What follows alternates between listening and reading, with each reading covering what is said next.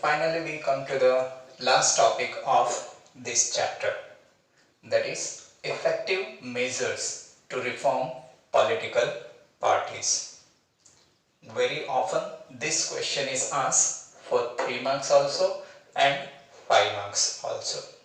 So let's see how we can reform the political parties. We have already learned about the challenges. Now how these challenges can be overcome, that's what we will learn over here. So the first one is laws to regulate internal matters or affairs. This point says that generally within the party there should be the laws so that internal disputes can easily be solved. Second point says register of members compulsory. Many times what happens is there is no register maintained by the political parties. So who is the senior leader? Who came first? These things are very difficult to decide. So it is advisable that a political party should always have a register of its member so that later on there can be very easily the clarity who came first and the seniority can be maintained. Third one is anti-defection law for MPs and MLAs. According to this, the constitution made it very compulsory that no MP or MLAs can change the political party once they win the election.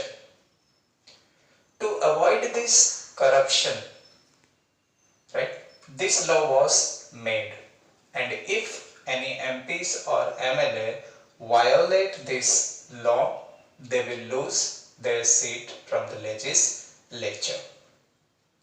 Next, affidavit. Supreme Court has made it very compulsory that the candidate standing in the election needs to provide the affidavit. This affidavit includes the details of the property that a candidate possesses on his or her name, the criminal cases that are pending on him, and third one still we can include is the educational qualification. Next point we have is mandatory election within the party. So this point is somewhat similar to this one.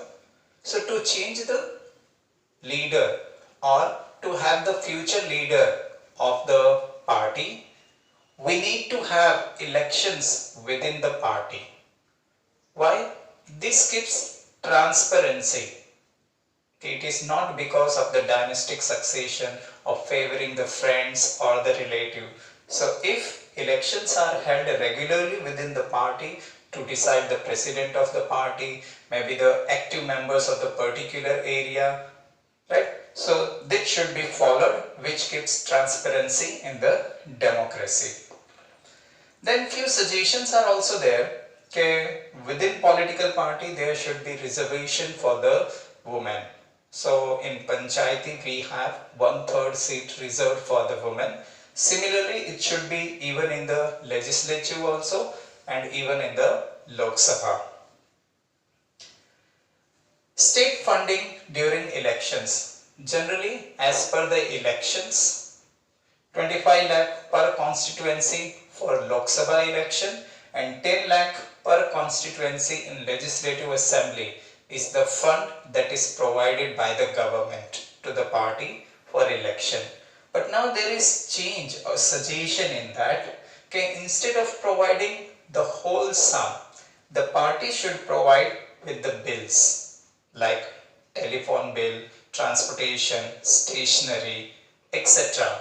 So later on that bill can be encashed. Next, people who are not satisfied with the political party or their work. So what they can do? They can create pressure on the political party or the government. They this pressure can be created through demonstration, petition, signatures, etc. Due to this, the decision will be in their favor. And finally, those who are not satisfied at all with the present government, they can also join the party and bring the revolution or change that they want in the democracy. This is the best way we can say, and especially at present, Indian democracy requires youth leaders to bring down the corruption in our country.